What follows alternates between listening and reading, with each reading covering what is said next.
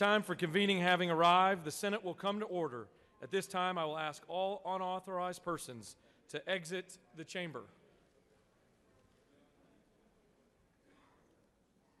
Chair would like to recognize the distinguished senator from the 53rd District. Mr. President, it's a glorious day here in the Capitol, and the senators are ready to do hard work for the people of Georgia. A momentous day today, one of the days that we celebrate more than any other day. Today is National Fig Newton Day. So just wanted all the members to know. And a moment in history, many, many years ago, this very day, the senator from the 7th rode his first pig in a county fair. The journal's been read and found to be correct. Thank you, Senator, for those pearls of wisdom. Is there objection to dispensing with the reading of the journal? Hearing none, the reading of the journal is dispensed with. Is there objection to the confirmation of the journal? The chair hears none, and the journal is confirmed. All senators who have bills or resolutions to introduce, please bring them to the Secretary's desk at this time. First reading and reference of Senate bills and resolutions. Senate Bill 2 by Senators Gooch of the 51st and others, a bill will be titled enactment Title 46 of the OCGA relating to public utilities and public transportation so as to specifically authorize regulated industries. Senate Bill 15 by Senators Albers of the 56th and others, a bill will be titled enactment Article 27 of Chapter 2 of Title 20 of the OCGA relating to loitering at or disrupting schools so as to require public and public safety. Senate Bill 16 by Senators Kirkpatrick of the 32nd and others, a bill will be titled enactment Chapter 34 of Title 43 of the OCGA relating to physicians, assistants, and others. Health and Human Services. Senate Bill 17 by Senators Gooch of the 51st and others, a bill will be titled enactment Title 46 of the OCGA relating to public utilities and public transportation so as to specifically authorize telephone cooperatives and their broadband affiliates to regulated industries. Senate Resolution 12 by Senators Albers of the 56th and others, a resolution proposing an amendment to the Constitution so as to provide that sales tax for educational purposes may be used and may be expended finance. Mr. President, that concludes the order. Thank you. It is now time for the morning roll call. Are there any motions to excuse?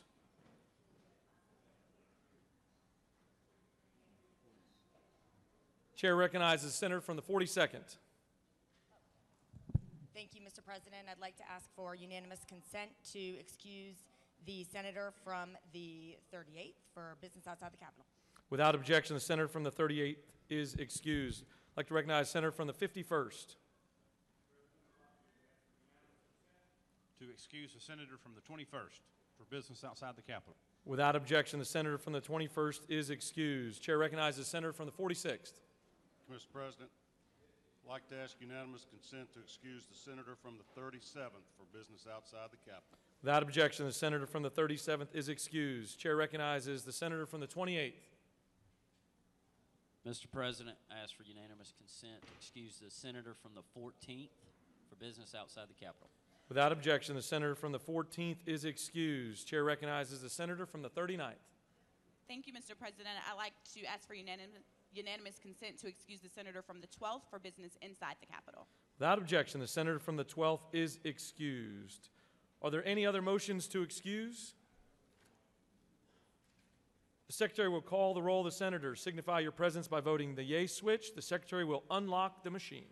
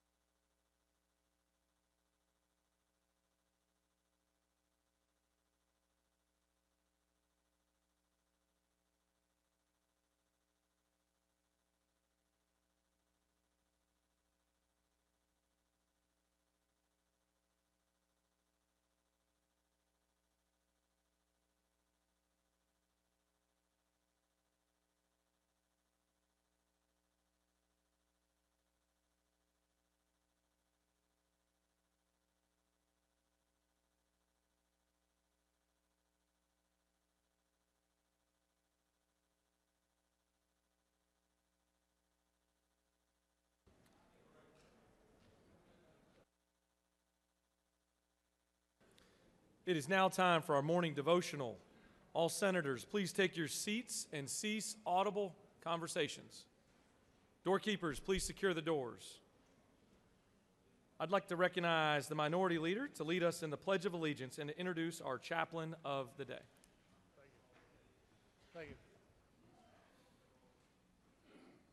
I pledge allegiance to the flag of the United States of America and to the republic for which it stands, one nation, under God, indivisible, with liberty and justice for all.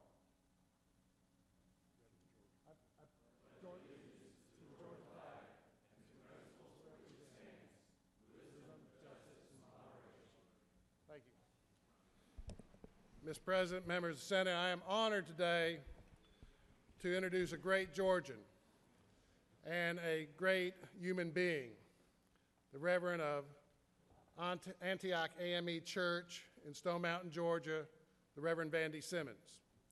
I would first start out that, you know, he's loved because a group of his church members came to watch him today. So I want to thank those from Antioch that came, especially the ones that live in the 41st district as opposed to 55 or our other nearby districts. But I appreciate you all coming today. You know, Reverend Simmons had a tough job. Reverend Wicker, who was over the church, got moved to bishop and has gone on to Africa and other things. But he had built a church and had spread a lot of love and good intentions. So they looked hard to find a person who was a people person, a person that you meet and you immediately feel that warmth of caring. And they found that in Reverend Simmons. As soon as you meet Vandy Simmons, you know that he is a people person, a person filled with empathy and love and the Spirit of the Lord. You know, he has traveled Georgia. He's been to Harrelson, Grady. He's been around. In fact, growing up down in the Tifton area, or Tift County, in 1979, he was a linebacker for the team there, and he's actually in the Tift County Athletic Hall of Fame. So that's a big honor. But I also see that kind of linebacking skill. You know, those guys run around. They're the athletes on the team. You know, he runs around in our county servicing and ministering and doing so much. You know, probably the last time I saw him was over the holidays when he was at a big park near his district, helping contribute to make sure that park was improved for our community. His church services a large senior citizen center that Antioch helped establish, and he does a great job helping people in that senior setting to thrive.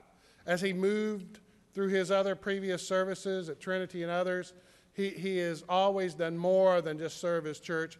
He's been with the Boy Scouts. He's helped on feeding programs for the homeless. He is truly a servant of God. So I'm honored here today to introduce a minister of a large church, a vibrant church, a growing church, Antioch AME, the Reverend Vandy Simmons. Thank you. Thank you, Senator Henson, and to our Lieutenant Governor Duncan, and to all the other senators, and to all of you who make up this session, and especially to my cheerleaders. I brought my own cheerleaders from Antioch, and we want to recognize them. They sitting high and looking low, so y'all have to treat me right down here. I want at least one amen. So we thank them for coming to be with us. I'm honored that you would have me to lead this devotion, and I trust not to trouble you long, but I pray that you would just give us your undivided attention in this moment that we have to share. I want to share with you from the Gospel according to John, the 6th chapter, the 1st through the 13th verse, very familiar passage to many of us. And I'm reading from the NIV translation. It says, "Sometime after this, Jesus crossed to the foreshore of the Sea of Galilee. That is the Sea of Tiberias. And a great crowd of people followed him because they saw the signs he had performed by healing the sick. Then Jesus went up on a mountainside and sat down with his disciples. The Jewish Passover festival was near. When Jesus looked up and saw a great crowd coming toward him, he said to Philip, "Where shall we buy bread for these people to eat?" He asked this only to test him, for he already had in mind what he was going to do. Philip answered him, "It would take more than half a year's wages to buy enough bread for each one to have a bite." Another of his disciples, Andrew, Simon Peter's brother, spoke up. "Here's a boy with 5 small barley loaves and 2 small fish. But how far will they go among so many?" Jesus said, "Have the people sit down." There was plenty of grass in that place, and they sat down. About 5,000 men were there. Jesus then took the loaves, gave thanks, and distributed to those who were seated as much as they wanted. He did the same with the fish. When they had all had enough to eat, he said to his disciples, "Gather the pieces that are left over. Let nothing be wasted." So they gathered them and filled 12 baskets with the piece of the 5 barley loaves left over by those who had eaten. I know for many of us this is a very familiar passage, and I always challenge my congregation not to allow the familiarity of the text to close your mind.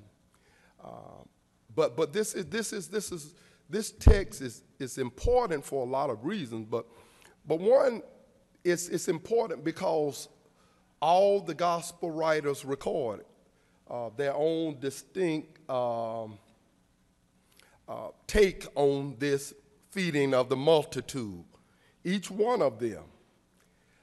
Matthew speaks of Jesus' compassion for the people. Luke challenged the disciples, challenged Jesus to send the people away. But Jesus then challenged them not to send them away, but to feed them. Mark's take on it is simply Jesus was compassionate on the people because they looked like a sheep that needed a shepherd. But John's take I find quite interesting, and in that 5th and 6th verse, listen to what takes place here. When Jesus looked up and saw a great crowd coming toward him, he said to Philip, "Where shall we buy bread for these people to eat?" Isn't that interesting that Jesus would ask that question? Listen to the response that John said.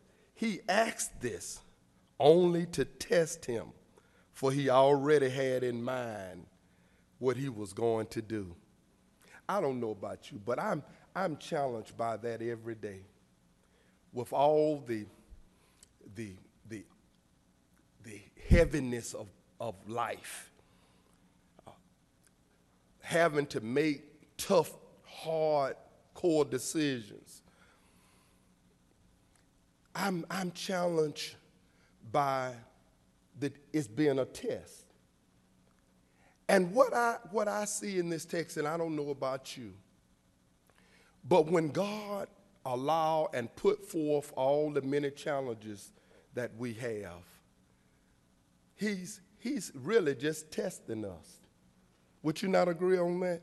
That he's testing. But do you understand what John says? He already know what he's going to do. So what is that saying for you and I? To me, what it says to me is that we all need to just act on our faith. If we have faith in God, then we need to trust God for the results. And not really understanding how it's going to turn out. For that is faith, isn't it? just allowing your God consciousness to allow you to do the right thing. How many in here know that the right thing is not liberal or conservative, not Democratic or just Republican? But all of us, God give us that challenge each and every day just to do the right thing. And regardless of how insurmountable the odds may be, just trust him by doing the right thing and know, as my grandmama would say, that God will make a way somehow. How many believe that?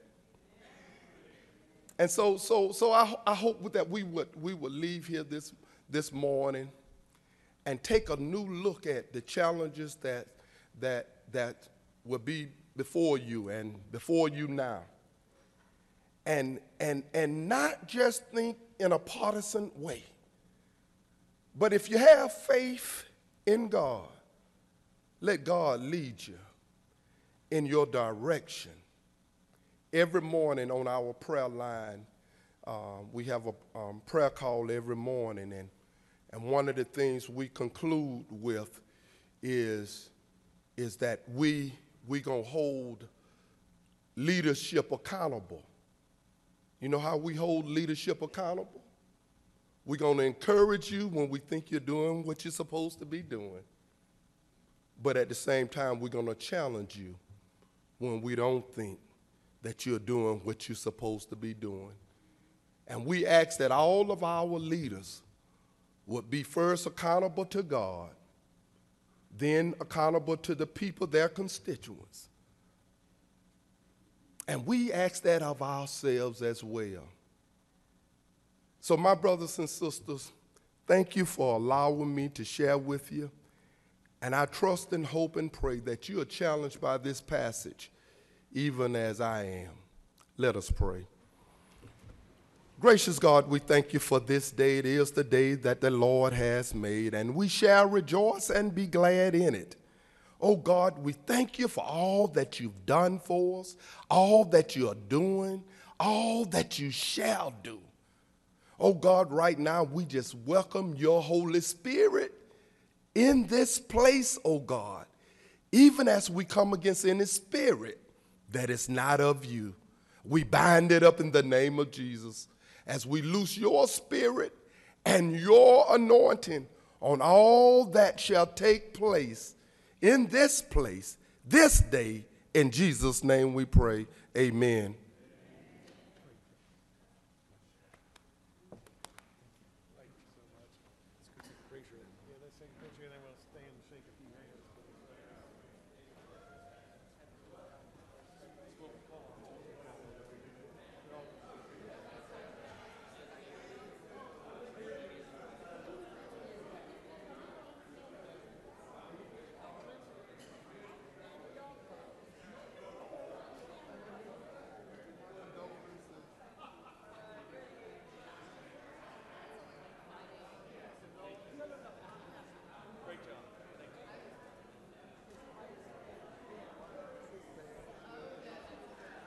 Yes, sir.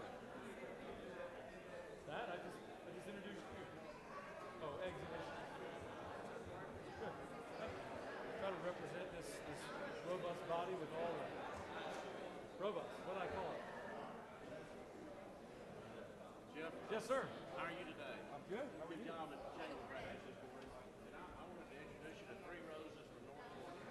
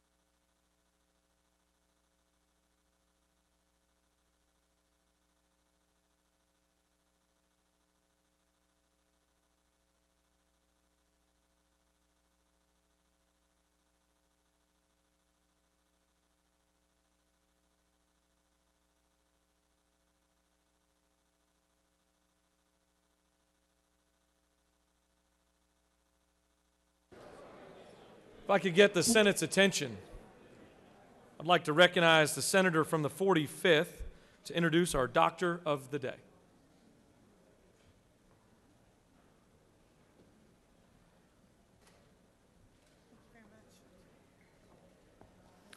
Thank you, ladies and gentlemen of the Senate. I'd like to present to you the Doctor of the Day, Christy Petrie.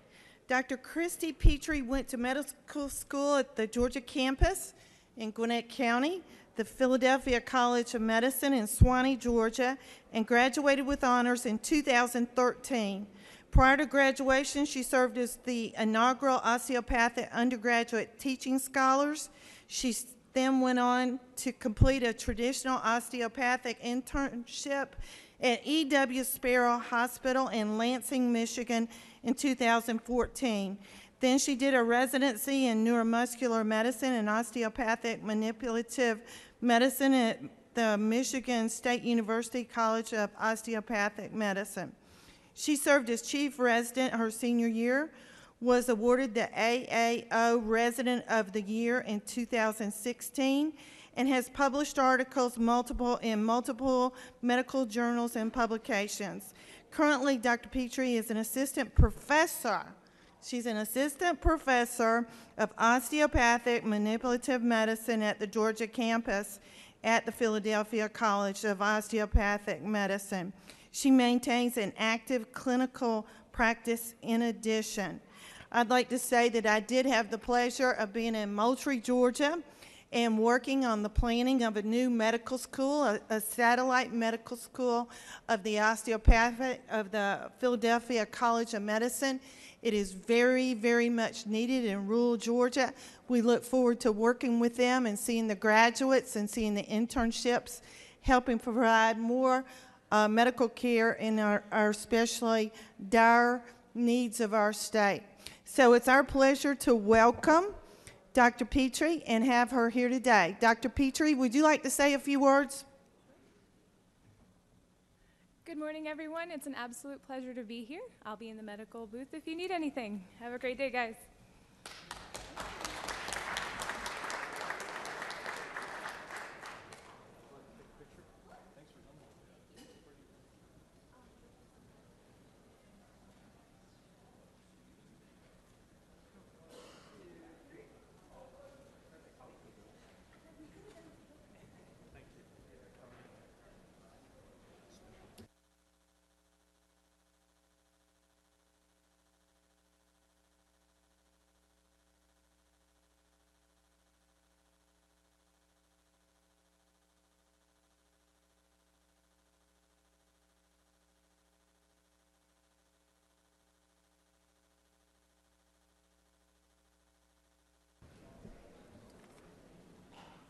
We have some special guests with us today that I would like to recognize. The Secretary will read a resolution.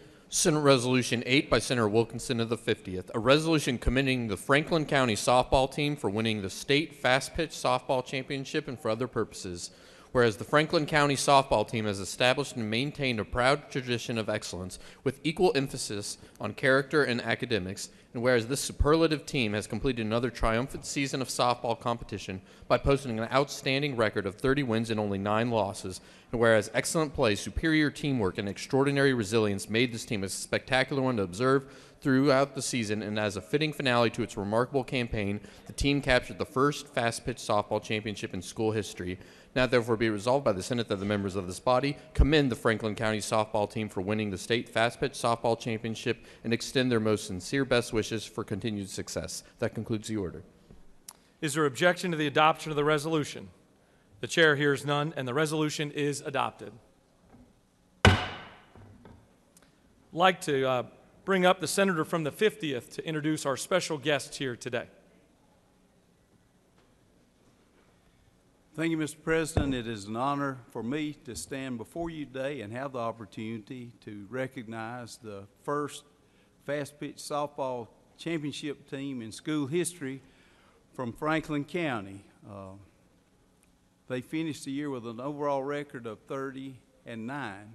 So we have 4 of the seniors up here that I'll introduce in a minute. But before I get started, the remainder of the team is in the gallery, and along with three of the assistant coaches, Cherokee Bell, Brent Howell, and Mackenzie Oliver. At this time, would you stand and let us recognize you?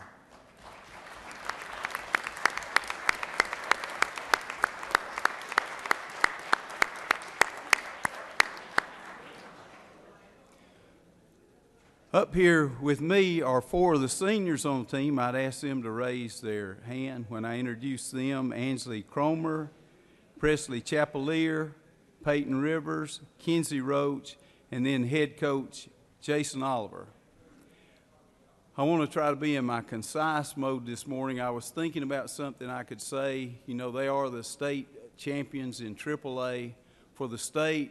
I thought about reading you a list of the teams that they defeated on their way to the championship. Several of them are in my district, so I'll probably just say these are the champions. But I had the opportunity to talk with some of the members of the team. They're not too happy because I'm a Stevens County Indian. I'll just go ahead and say that. But my daughter graduated from Franklin County High School. Remember that. This is what I thought about when I talked to these young ladies. I asked them, was there a turning point during the season? I noticed that their record at the end of the year was 30 wins and 9 losses. At the end of the regular season, their record was 22 and 9. They were the 4th seed in the region, not in the state, but in the region. They were the 4th seed in the region, and they won 8 straight games to become state champions. And I heard a quote one time, and the longer I live, the more I think about it. A person told me, people know you for what you do. They knew these young ladies, but they knew they were softball players, and they know us because we're state senators. But people remember you for how you finished, and you finished as state champions, and we commend you.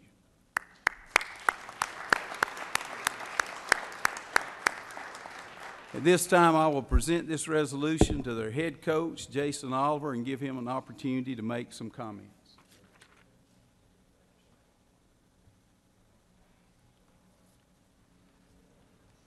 Thank you very much for taking time out of your busy schedules. I know that this is a busy time for y'all, but to be able to bring the girls out here, and I didn't want to look back 6 months from now and say, boy, I wished I'd done something else to commemorate.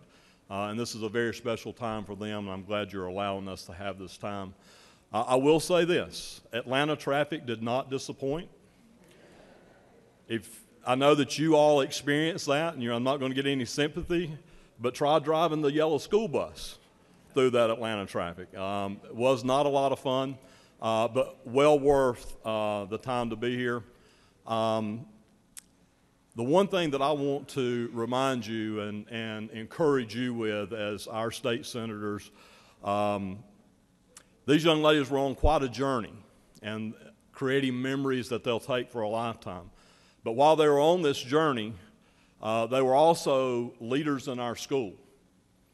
During this whole journey, they've maintained an overall GPA of 3.75, which is quite an accomplishment with their schedules that they take on. Many of those girls are in dual enrollment classes, already starting their college careers.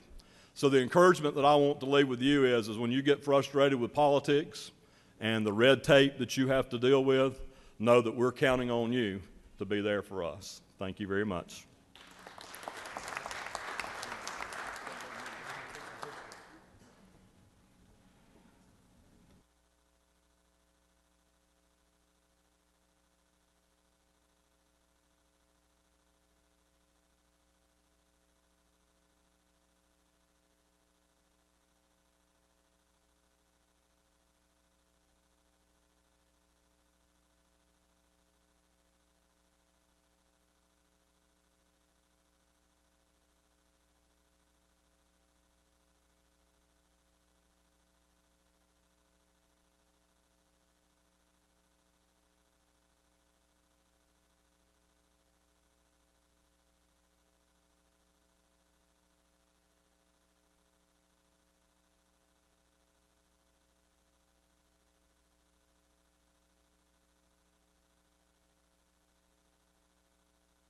All right, I'd like to, congratulations, by the way.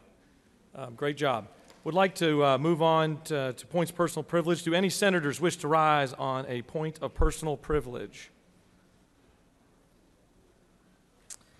Chair would like to recognize the senator from the 3rd.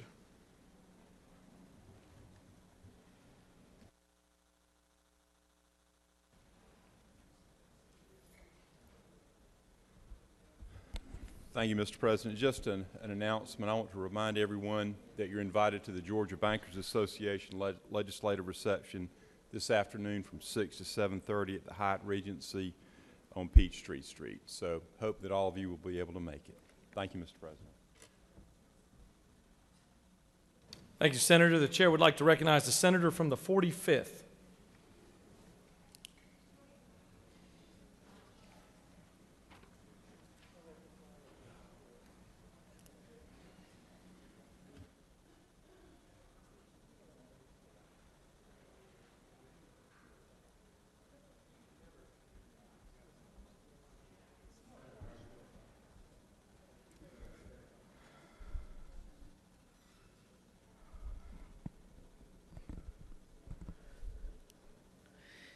Thank you, Mr. President. Members of the Senate, make no mistake, the Senate is now playing high-stakes baseball.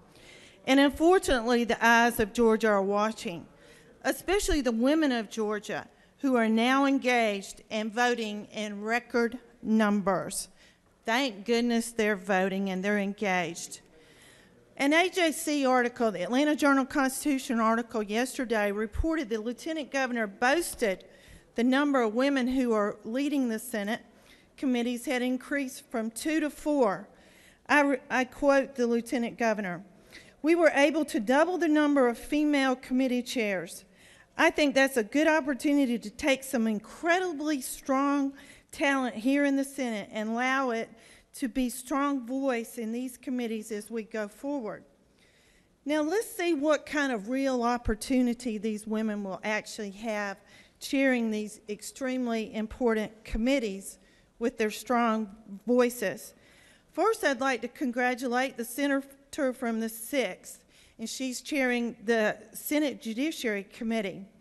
That committee had a total, Special Judiciary Committee, had a total of 6 bills assigned during the 2017 and 2018 session. Next, congratulations to the senator from the 35th. You continue to chair the Interstate Cooperation Committee, and she had 2 bills and 1 resolution in 2 years. And then the senator from the 32nd is newly appointed to the Ethics Committee, and she's the winner. That committee had 32 bills assigned last year in 2017 and 2018. And now I would like to go to the Senate HHS Committee. And it's my honor to be able to have served in that committee. And in the last 2 years, we had 121 bills. And now this woman, this female, has been assigned as the chairman of the Science and Technology Committee. Well, I'm going from 121 bills, and that committee in 2 years had 3 bills and 4 study committees. I guess I don't have the correct skill set anymore. I don't know what happened. So you're going from 121 to just a few bills. Ladies of the Senate, we are not the pitcher. We're not the first baseman. We're not the second baseman. We're not the third baseman. I played shortstop. We're not the shortstop people. We're not even in the outfield. As a matter of fact, we're not even in the ballpark. We're outside, and we're outside looking over a fence, and we're climbing that fence, and we're trying to look into the ball field to see who's playing, and gosh knows, to see what the score is. I ask you, is that a winning game? My ouster as chairman was driven in large part by lobbyists and donors who want to strip mine the Georgia's health care system and not protect the safety net system. Let's really talk about what matters to women. I want to talk about what is in my heart and my soul and what we did on the Health and Human Services Committee. First, I want to talk about Imani Moss. And all of y'all remember Imani Moss if you were in here. She's the 12-year-old little girl from Gwinnett County that was starved to death in Norcross, Georgia. She died in a bathtub. After she died, they didn't know what to do with her.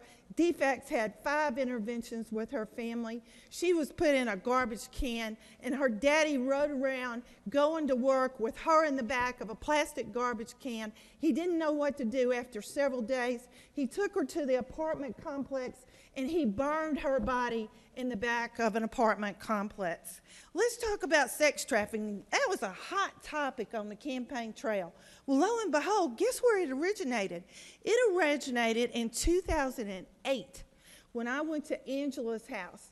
And I went to Angela's house as a former Grady nurse. And I looked under the bed at a safe house. And I thought I was going to see size 8 and size 9 shoes. I looked under the bed and I saw shoes that were this small, from 10 and 11 and 12-year-old little girls. And we have been on that journey of helping child sex trafficking victims for 10 years now.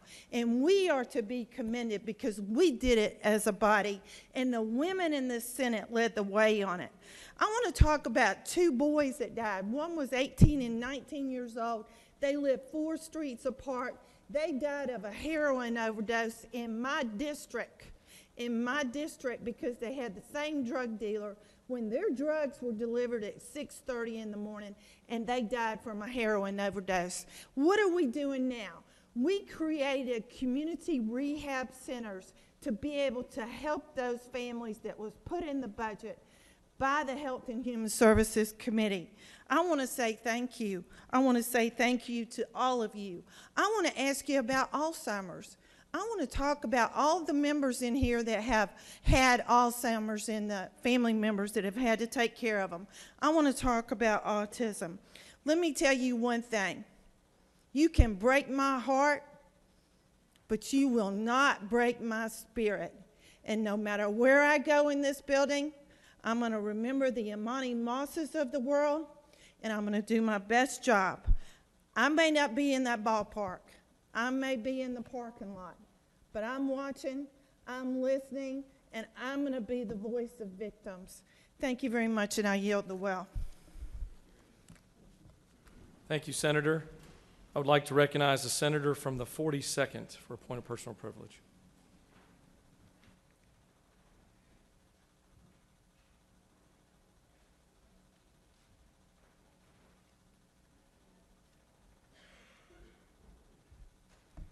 Thank you, Mr. President, and good morning, colleagues. Yesterday, there was a lot of interest as committee assignments for the new term were unveiled. And as I was perusing the lists, I noticed a few facts that stood out. The underrepresentation of women senators on the committees that considered and passed the most legislation over our last 2-year term is truly shocking.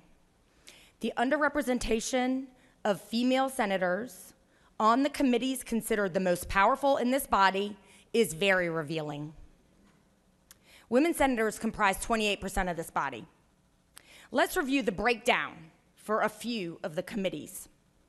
There are, and you can look at this handy graph that's been placed on our desks. There are 0 women senators on regulated industries. There is only 1 woman on transportation, finance, and judiciary. Those 3 then mean that there is a measly 10% or less of the committee that is female. Less than 20% of the insurance committee is female. In all, women are underrepresented on 8 of the 9 committees that handled the most bills last term. In contrast, you will see that women are 90% of the Special Judiciary Committee, 60% of Interstate Cooperation, Urban Affairs, and Science and Technology. Women senators are overrepresented on 5 of the 6 committees that handled the least bills last term. Let's dive a little bit deeper on judiciary and special judiciary, two committees on which I serve. Judiciary has historically received many bills and has dealt with complex legal matters and many of the most controversial and newsworthy issues of the session. That has made some sense because lawyer legislators, by our legal training, have experience unpacking legalese and fly-specking legal writing to ensure it's correct and doesn't have unintended consequences. This term, we are fortunate in this body to have two newly elected women attorneys from districts that the majority party hoped to hold. The senator from the 48th has practiced law for 21 years. She's a former federal prosecutor who has prosecuted sex trafficking and human trafficking crimes. She's been counsel for a former governor of the state of Georgia. She is a longtime partner at a law firm. The senator from the 6th is also a partner in her own firm. She's practiced law for 17 years. She specializes in complex civil litigation and has been recognized as a rising star, a Georgia super lawyer, and one of Georgia Trend's legal elite. Both of these female lawyer legislators are considered pillars of Georgia's legal community. Both of them currently serve on the Board of Governors for the State Bar of Georgia. You'd think that this body would be pleased to welcome lawyer legislators with such distinction on our Judiciary Committee, but you'd be mistaken.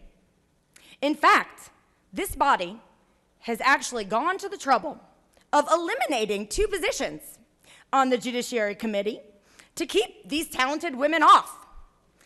It is an affront.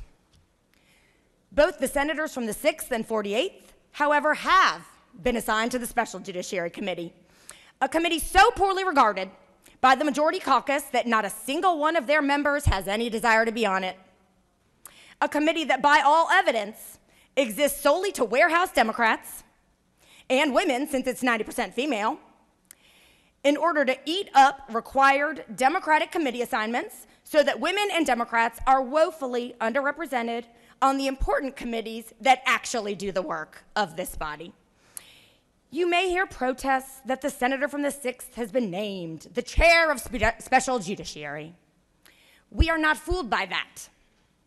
Of course, we women senators are here to work, and we stand in hope that important legislation will be assigned to the committees on which we disproportionately serve. We are waiting to have our constituents' voices represented.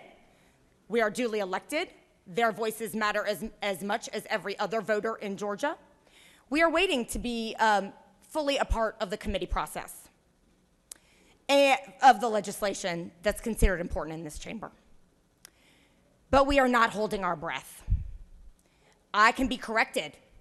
Maybe at the start of next term, I'll come back up and say, wow, was I wrong? It's amazing the change in the bills considered by Special Judiciary this term under our new chair of the senator from the 6th. But given the treatment of the senator from the 45th, again, I'm not holding my breath, but I retain hope. Thank you, Mr. President. Thank you, Senator. I'd like to recognize the senator from the 48th for a point of personal privilege.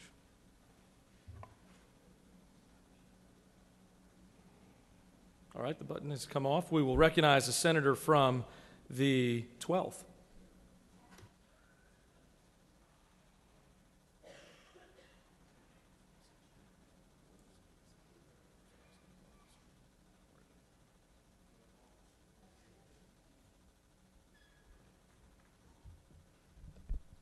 Thank you, Mr. President. Good morning, colleagues. Thank you, Senator from the 45th, Senator Renee Unterman, for giving Southwest Georgians an opportunity to enjoy the same level of quality health care as all Georgians. You graciously accepted all invitations to assist me and others in addressing the devastating health challenges that are found in Southwest Georgia. You helped to create a blueprint, a strategy to address opioid addiction. You spent days, not just idle photo op minutes. Most times we forgot about the camera because we were so involved in what we were doing. You spent days addressing infant and maternal mortality. You battled inequities in rural health care for children. We looked at planting school gardens and community gardens, gardens that the children and the residents located in food deserts, so that these children and community residents could have fresh fruit and vegetables. You did extraordinary work in assisting Dr. Karen Kinzel, the lone doctor in Clay County, in finding a new facility to treat her patients so that she could move out of the old Tasty Freeze, where most of her patients are either underinsured or uninsured. I could go on and on about how the senator from the 45th cared, and she still does, and she always will, about rural health care and its effect on economic growth and development and the stability of all Georgians. Senator from the 45th, we will miss your leadership. Thank you so very much. Thank you, Mr. President.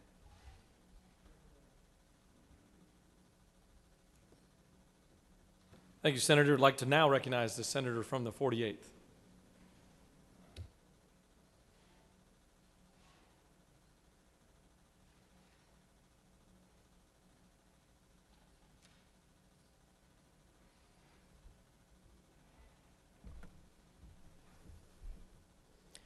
Thank you, Mr. President, my fellow senators, people of the state of Georgia.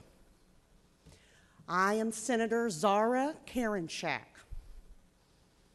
and I have the great honor of being a freshman senator here, and I come to speak to you today with a heavy heart. I have the honor of representing District 48, which is Gwinnett and North Fulton counties. It is one of the most diverse districts in the country and faces some of the most serious issues that this body addresses. I come to you today as many things. I am a veteran, an Air Force veteran, as you've probably seen from my pen this morning. I am a former federal prosecutor who prosecuted sex trafficking and human trafficking and have helped with the victims that this body has started work with, specifically with a senator from the 45th who's been in the trenches for many, many years, and I watched her as a federal prosecutor. I am a lawyer. I am a wife. I am a mother of 2 teenage daughters. And today I'm standing here as a woman, and we represent over 50% of the population of this state and a majority of the voters of this state. I am speaking on something that my constituents have reached out to me about, and that is the Senate rules. There are 2 parts of those rules that are problematic: the sexual harassment and the freedom of speech. I start with sexual harassment. Senate Resolution 4 reduces the window for reporting sexual harassment to 2 years. Moreover, a little twist to that is that you cannot file a complaint against someone, a senator or an officer of the Senate who is a candidate for elected office, after such person is qualified for office, until there's the election and it's certified. So the 2 years is limited even further if someone's running for office. If there were a sexual harassment complaint, wouldn't you want to know, if someone's running for governor, that something's been going on? That's called being held accountable, folks. And that's what we're here to do, be held accountable. Let me say something else about the 2 years. I stand here as a survivor. I have served in the military where I was outnumbered by men. I was in the 9th class of women to graduate from the Air Force Academy. I do not know a woman in my entire life who has not been sexually harassed. Not one. 2 years. Let me put this into perspective since we've all just been recently re-elected. Excuse me, many of you re-elected, me elected for the first time. People have said, man, we're always running for office. We're just always running for office because it's 2 years. 2 years. It's too soon. Well, if it's not enough time for us to recover from an election, think about if you are sexually harassed. It's one of the most traumatic events of your life. And you're supposed to bring that to a stranger or a supervisor or a senator or someone in this body. I submit to you that sometimes that is not possible. There are women who sit with it still in their heart, and I hope they will have the courage to come forward when it is time to do so. And if someone is running for governor or president or whatever they're running for, I hope that I will be able to stand with them to bring it forward. Now, freedom of speech, I'll try to wrap this up. We talked about freedom of speech, and the Senate environs, and the rule precludes placards, displays, banners, and signs in the areas that have been enumerated, which include the gallery, outside the gallery, and many other places. President Pro Tem did mention some places, but they're not in the rules, so it could go beyond this building. I submit to you the environs are not defined, and they are constitutionally vague. But I'm wearing this pin today. No one has found this offensive. This is an Air Force pin. What if this were a Black Lives Matter pin? What if this were a Make America Great Again pin? What if this were a pin about choice? Would I have been held in contempt? Let me bring to your attention, we took an oath to support and defend the Constitution. The First Amendment says we shall make no law abridging the freedom of speech or of the press or the right of the people to peaceably assemble and to petition the government for the redress of their grievances. And we have to do that. Senate Resolution 4 violates this provision. This is the people's house, and the people should be heard, and you are here to be held accountable to those people. What are we afraid of? In closing, last session, this assembly passed legislation, Senate Bill 339, aimed at ensuring the institutions of higher education do not, and I quote, shield students, staff, or individuals on campus from speech protected by the First Amendment, including ideas and opinions which such students, staff, or individuals on campus find unwelcoming, disagreeable, or even offensive. I would challenge the members of this body to remember, if the leaders of tomorrow have to meet those standards, then we absolutely have to meet them today. We are the role models. We are better than this, and I believe we are better than this. And I hope you will join me in showing that we are, and I appreciate being able to speak with you today, and I'm happy to speak to you outside of the well. Thank you so much. I yield. Thank you, Senator. The chair would like to recognize the senator from the 10th.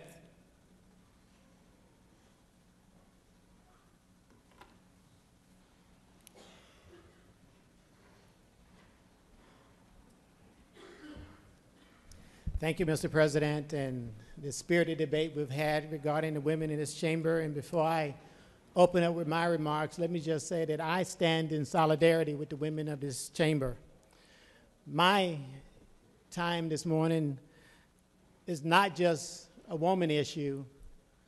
My time this morning is to have a conversation about African American issues, about minority issues, and specifically the role of minorities as it pertains to our committee assignments. Let me just share with you a couple of the facts that I've gleaned from this body.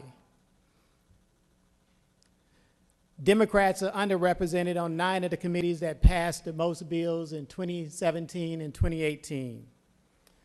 People of color are underrepresented on 7 of those 9 committees. Those 9 committees passed well over 80% of the bills that pass in this chamber. All told, over 86% of the bills were passed by committees on which Democrats were underrepresented. 72% of the bills were passed by committees on which people of color were underrepresented. Let me just share some more empirical data with you. On your desk, I passed out a handout. That handout specifically talks about the committee assignments. It talks about the number of African Americans that are serving on each of those committees. And I would encourage all of you to look at that particular report and see the impact, or should I say, the lack of impact that people of color are having on the committee process in this chamber. Democrats got practically 49% of the vote in this most recent statewide election. Yet in this body, Democrats only make up about 37.5%. Some have heard me talk about gerrymandering. Some have heard me talk about packing, stacking, and cracking, and exactly what does that mean? I'm going to share some more data with you so I can clearly show you and share with you what that means. If you refer to the handout and look at 3 committees, Special Judiciary, Urban Affairs, Interstate Cooperation, on those committees, over 75% of the members are African American. All of the members on those 3 committees are Democrats. One thing that I'd like to share with you is, of the total bills that those 3 committees had in the 2017-18 term, less than 1.5% of the total bills went through these 3 committees. There are states around this country that has proportional representation. It's enshrined in their laws. Georgia isn't one of them. We each represent well over 180,000 residents that send us to this great body. I didn't come here not to present all those that I represent. And by packing, stacking, and cracking districts across this state, we find ourselves in a position where well over 70% of the Democratic caucus are people of color. Almost 2/3 of the Democratic caucus are women. And I suggest to you that this just didn't happen by accident. That's what happens when you pack districts in this state, when you gerrymander districts in this state, when you crack open districts so we can't influence votes in those districts, and then we stack them on top of each other. This is where we find ourselves today. And let me just add that though the Democrats picked up 2 additional seats, the representation on the committees for 2019 and 2020 only changed so very slightly. I rise this morning to say that we can do better than this. I was encouraged by our comments from our governor, who said he wants to work with Democrats. And if he in fact wants to work with Democrats, Senate committee assignments is the perfect place to start. Thank you, Mr. President. Welcome to this chamber, and I yield. Thank you, Senator. I would like to recognize the senator from the 34th.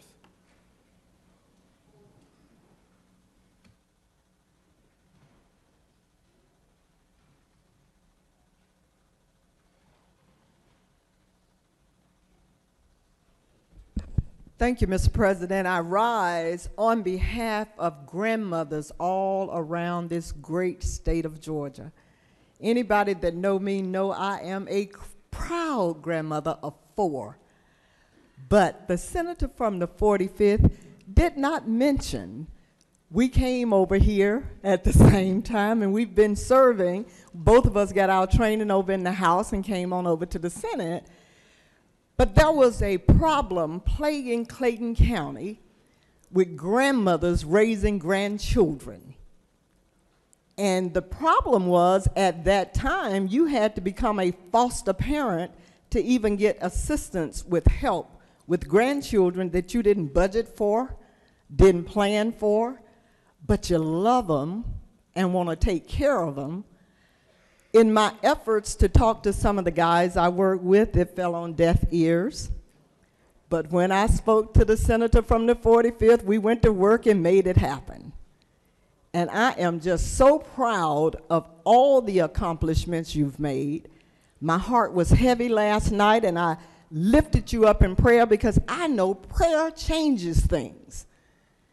So I'm just going to tell you, Senator from the 45th, be encouraged. I've been a minority all my life, so I know the feeling very well. But hang in there. Things will get better. God got this. I yield the will. Thank you, Senator. I'd like to recognize the senator from the 53rd.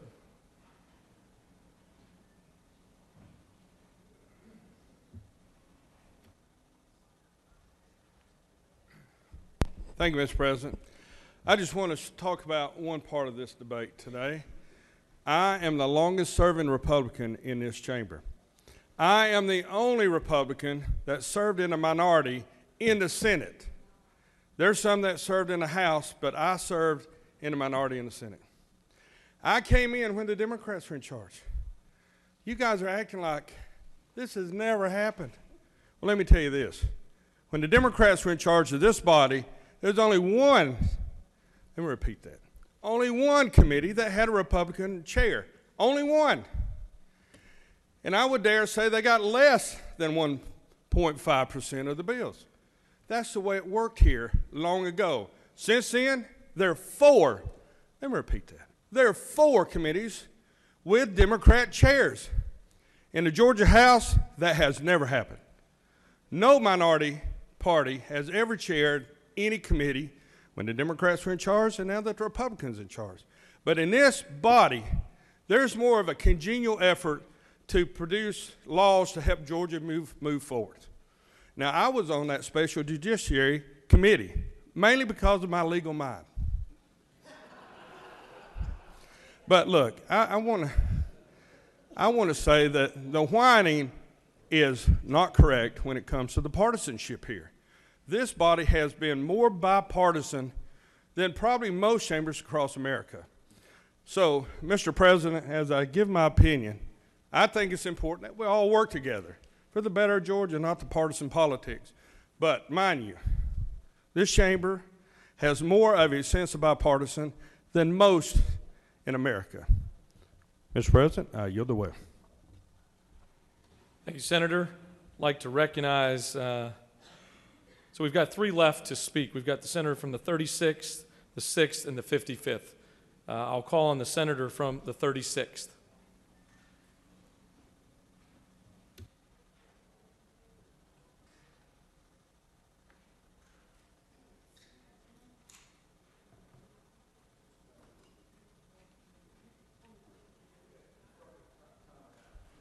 Thank you, Mr. President.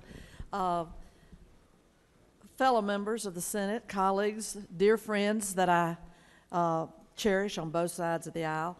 I come to the well today to echo again the concerns about the status of women as it's emerging through these numbers that you're hearing about today. When we looked at those numbers over the last 24 hours, we confronted a fact that's really been, it's not brand new. It's not brand new. It didn't start yesterday. It didn't start with this committee on assignments of stacking people into committees that are not going to get bills, that are not going to have any stature, that are not going to have substantive debates and impact policy. Window dressing. Urban Affairs, I chafe every time I hear the name of that committee. 100% Democratic. And I don't know when we've even met. Not in recent memory. And I think I've been there on that committee 6 years. Window dressing. So, but I come in particular as a member of the Health and Human Services Committee, where I've served since the day I arrived at the General Assembly in the House for the terms I served there, and since I've joined the Senate in 2007. And I've worked alongside the senator from the 45th in the House and then here in the Senate. Do we always agree? Good golly, no. We have some bitter battles on the issues where we differ. We also know when we can come together and create good policy and give and meet in the middle. And I could give you specific examples affecting end-of-life policy, where we really made great progress and brought Georgia to a place that many other states already had arrived at in terms of the legal issues around end of life and people's access to all of the documents and the ability to direct their care as they and their families desire. So we have been on both sides of issues. We have been appalled at each other sometimes. No, you didn't do that. Yes, I did, and I'm going to do it again.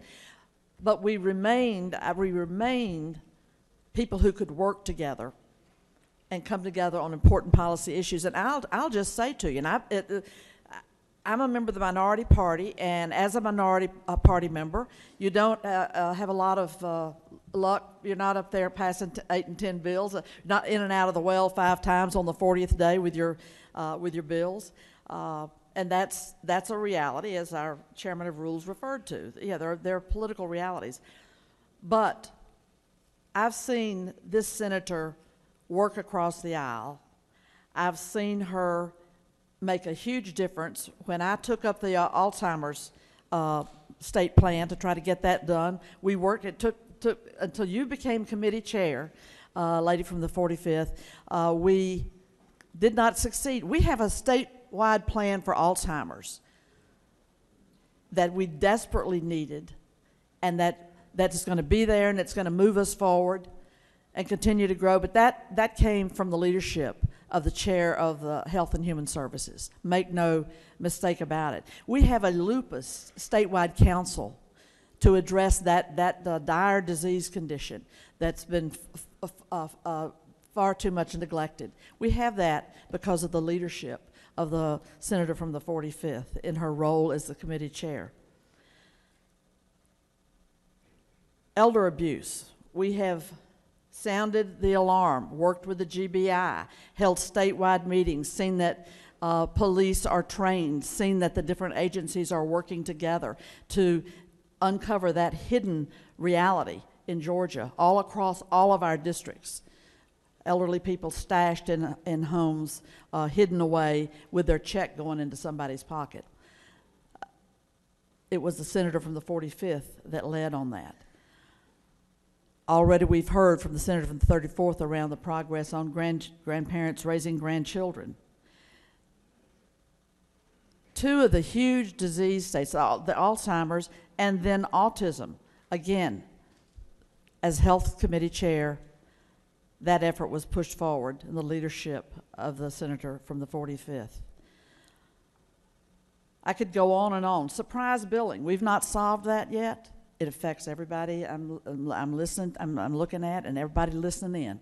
Surprise billing is a daily reality in this state, and other states have made progress on it. It's a tough nut to crack. Senator from the 45th has been in that fray and been making proposals and entertaining the different ideas. We've not solved it yet, but she's been there in that fray. And I will say as I close, I think it has a chilling effect and sends a very special message when a woman of the stature of the senator from the 45th, who's played a leading role in the majority party, in the majority caucus, all of y'all know that, who's played a critical role across the state on health policy, to be summarily dumped off of a committee that she has chaired for years. I don't care what party she is. I care that women are being treated that way.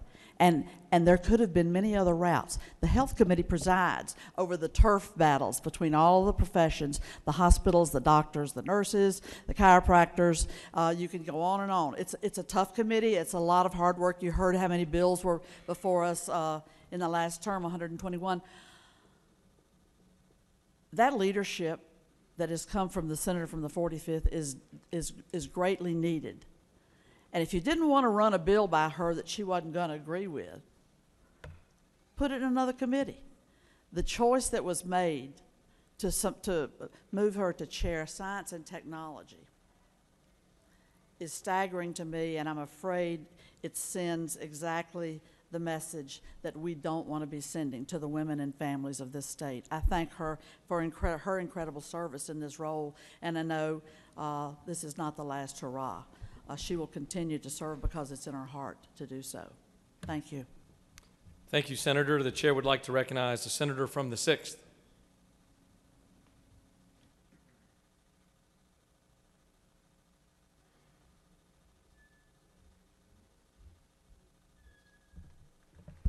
Well, I'm going to be a lot quicker here.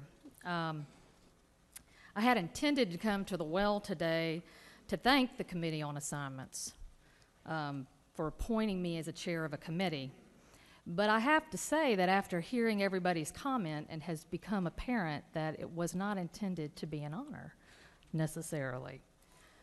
And after reviewing the new membership of Special Judiciary, it would be more aptly called the Democratic Women's Caucus. I am hopeful, though. I really, really am. And I want to make it clear that I'm not whining at all. Believe me. But the people that elected us expect better. And with respect to if Democrats in the past did it, and so payback is hell, the people who elected us expected us to do better. And I will tell you that when Democrats were in the majority, there weren't this many women there. And so really, this is not about being a Democrat or a Republican. It is about the fact that I represent 200,000 people in the state, just like each and every one of you. And I bring a skill set that can help this body move forward. And if all you're going to do is put me in a committee and not give me any legislation to actually look at, shame on you. I yield the well. Thank you, Senator. Would like to recognize the senator from the 55th.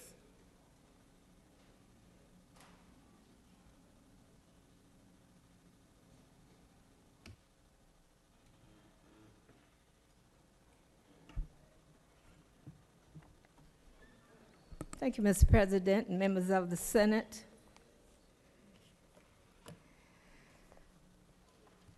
This book states the #1 state for business. We can be the #1 state for business, but we also need to be the #1 state that legislates.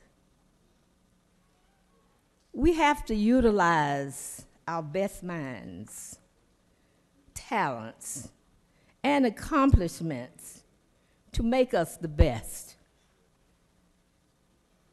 the #1 state to legislate. I hope all of you have been listening. I know you know that Georgia is being watched by every other state all the time because of our history. So let's give them something to see. I want to talk about 3 dynamic women in the Senate, in this body that are super talented. They're being looked over. They're being benched on the sidelines. Oftentimes when I'm in church, when my pastor is getting ready to make a real good point, he'll call out my name. He said, Senator Butler, don't miss this. And I hope you haven't missed what's been said up here by all of the women that have come to this well today. They have said some of the things like this. Senator from the 6th District, well-accomplished attorney. She serves on the Board of Governors. She's an awesome senator. She manages complex civil litigation.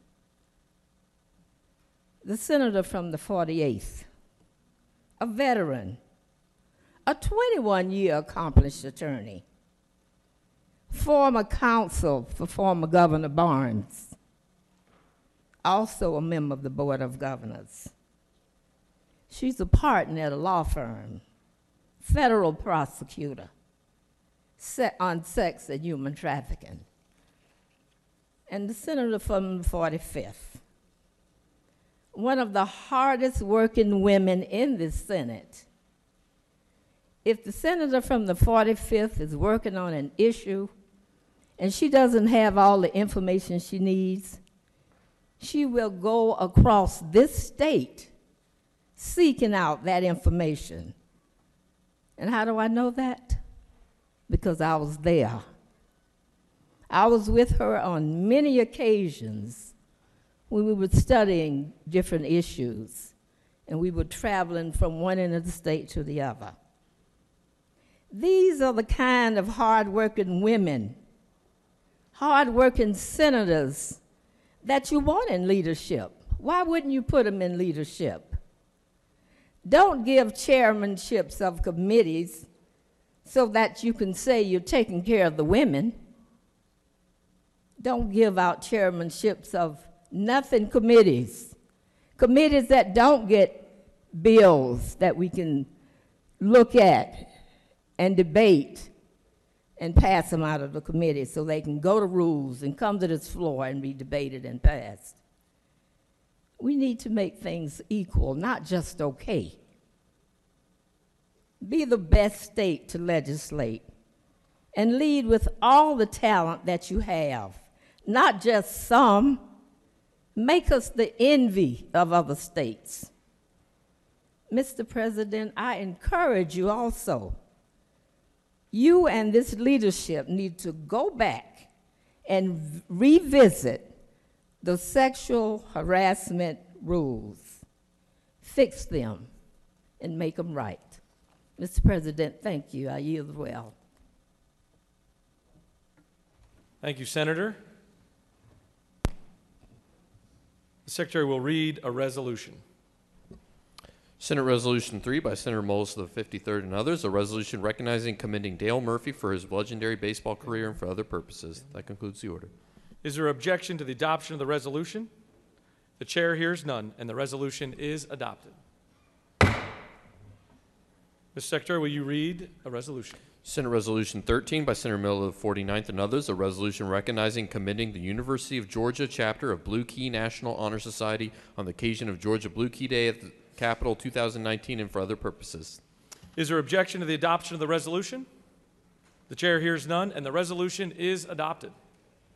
Mr. Secretary, will you read another resolution? Senate Resolution 15 by Senator C of the 34th, a resolution honoring the life and memory of Miller Johnson Jr. and for other purposes.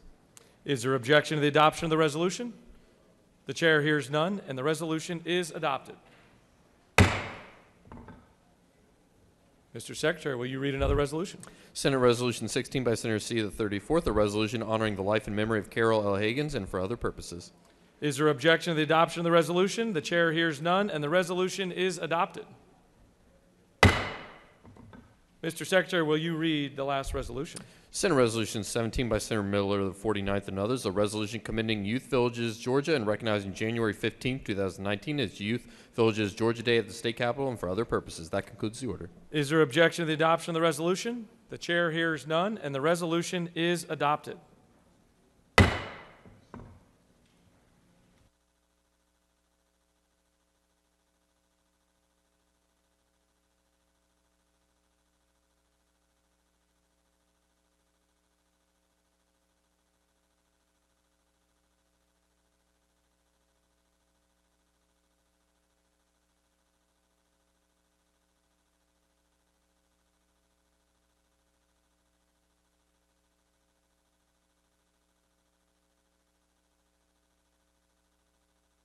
The chair would like to recognize our President Pro Tem at this time.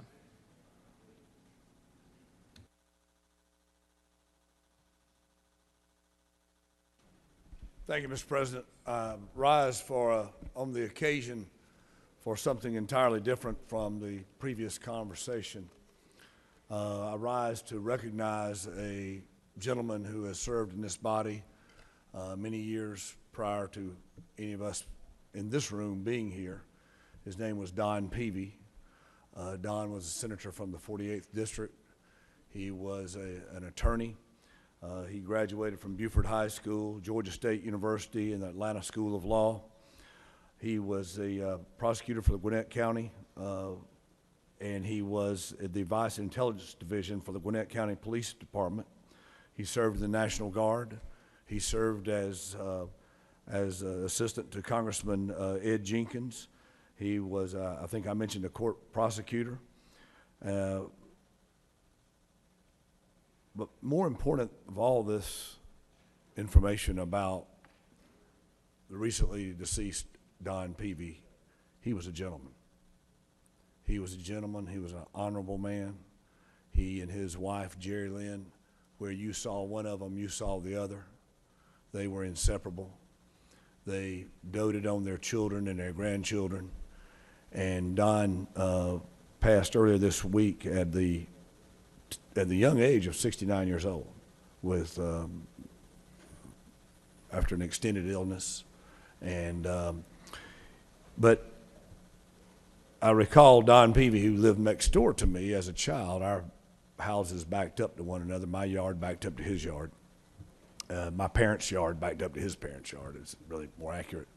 And I remember him at 14, 15, 16 years old, and I was 7, 8, 9, 10 years old. And watched him get his first car, watched him wet sand that car in the driveway, watched him rebuild that car in the driveway of his home with, taking that time to work on it and to save the money to have the opportunity to go away to college, to have the opportunity to invest in his community. He coached Little League football, he coached Little League baseball, he was an athlete, he was a scholar, but most importantly, he was a gentleman. And all those accolades I read to you about the things he had done in his life, the most important thing that Don Peavy did was to be a endearing and loving son to his mother and father, and a devoted husband to his wife, and a doting father to his children. And as we go forward, as a friend of mine from Southwest Georgia reminded me recently, and I was all upset about this issue. He said, "Butch, this is not life and death." And but Don's circumstance was. And if I could ask this body to join me just for a quick moment of silence, I would be very grateful for you. And again, Don served here from the 48th District.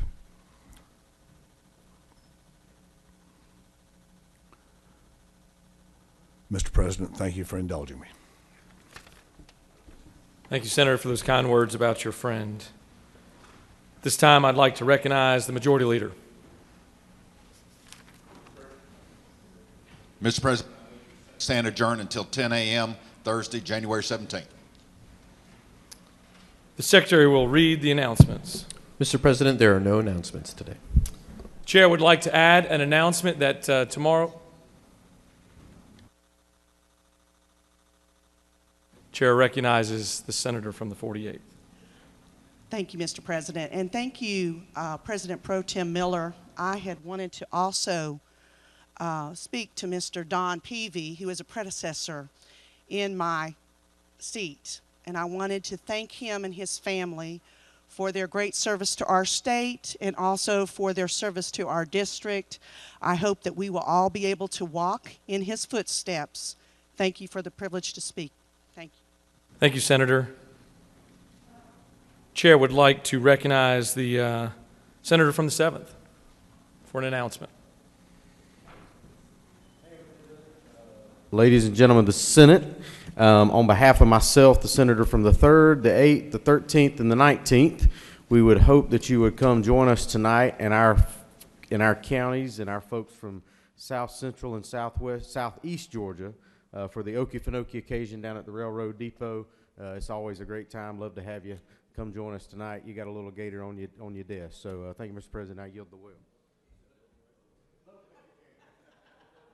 Chair would like to recognize the senator from the 31st for an announcement.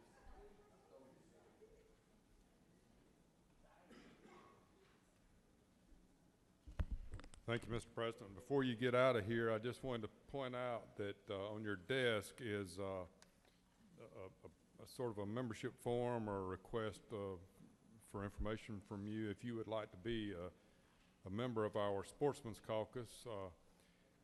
And I extend that request to you not only as the chair of the Senate Sportsman's Caucus, but also I was elected president of the Executive Council for the National Assembly of Sportsmen's Caucuses.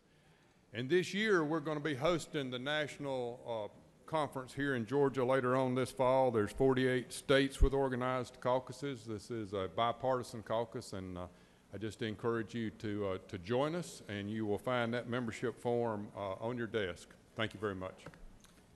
Thanks, Senator. Chair would like to recognize the senator from the 20th.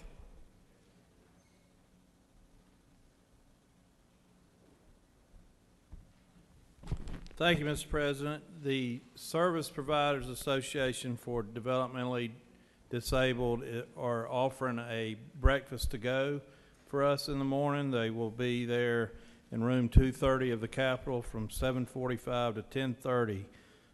They're having a breakfast bag with homemade jam, biscuits, and fruit juice. So please go by and see them, room 230, the Service Providers Association for the Developmentally Disabled. Thank you. Thanks, Senator. Chair would like to recognize the senator from the 25th. Parliamentary inquiry. State your inquiry. I hope the gator tail tonight is going to be a lot better than the looks of these little gators that the senator from the 7th has issued today. The gentleman knows of what he speaks. Chair would like to recognize the senator from the 35th.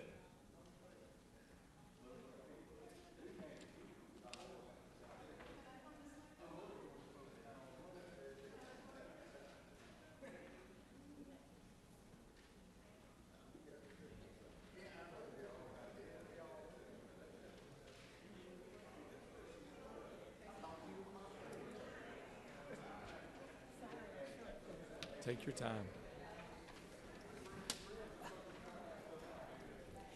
Thank you, Mr. President. I wanted to announce that I have so many wonderful people around the state that want to give me flowers. I'm allergic to them. So one company sent me a cake this morning, and I'm on a diet, if some of you might have already noticed. But it's the best bakery in the whole state of Georgia, and it's Bolton's Bakery in Noonan, Georgia. We put the cake in the anteroom, and I'm sure you'll agree with me. So go get a piece of cake, please. Enjoy, and I'm very proud to be the chairperson of Interstate Corporation. I appreciate it. Thank you. Thank you, Senator, and look forward to grabbing a slice of that cake. The chair has one announcement. Tomorrow is the State of the State address over in the House chambers, And we're going to start our session at 10 o'clock sharp to give us the time to get our business done and be able to make our way over there to the House floor. The Majority Leader has moved that the Senate be adjourned until 10 a.m. Thursday, January 17th, 2019. All in favor of the motion signify by saying aye. Opposed, no. Once again, the ayes clearly have it, and the Senate is adjourned.